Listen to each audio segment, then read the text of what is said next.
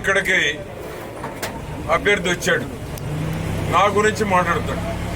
నా గురించి ఏమి తెలుసు అని నువ్వు మాట్లాడుతున్నావు? చిలకలూరుపేట హద్దులు తెలియవు నీకు, ఎన్ని గ్రామాలు ఉన్నాయో తెలియవు, ఎన్ని వార్డులు ఉన్నాయో తెలియవు. నేను నా గురించి మాట్లాడతాడు.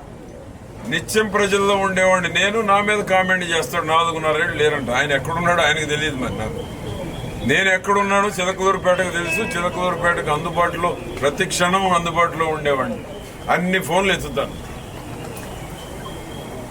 ఇంకా పెద్ద పెద్ద మాటలు నిన్నగాక మొన్న వచ్చాడో లేదు. చిలకలూరుపేట తెలుగుదేశం పార్టీ కార్యకర్తల్ని, నాయకుల్ని ఏమన్నాడు? ఏమనుకున్నావు? చిలకలూరుపేట అనుకున్నావా? ఏమనుకున్నావు? ఇది చిలకలూరుపేట నాయకులను నిన్నగాక మొన్న వచ్చి చిలకలూరుపేట తెలుగుదేశం పార్టీ నాయకులు, కార్యకర్తలను మాట్లాడే ధైర్యం నీకు? ఏమనుకుంటున్నావు? ఇది జగన్కే ఎక్స్పైరీ డేట్ దగ్గర పడింది. మీ ముఖ్యమంత్రి అబద్దాలు కోరు. నువ్వు ఈ చిలకలూరుపేట ప్రజల్ని అబద్దాలతోటి, అసత్యాలతోటి నా మీద భరోసా వెళ్తే నీ ఓట్లు తగ్గుతాయి తప్ప పెరగవు.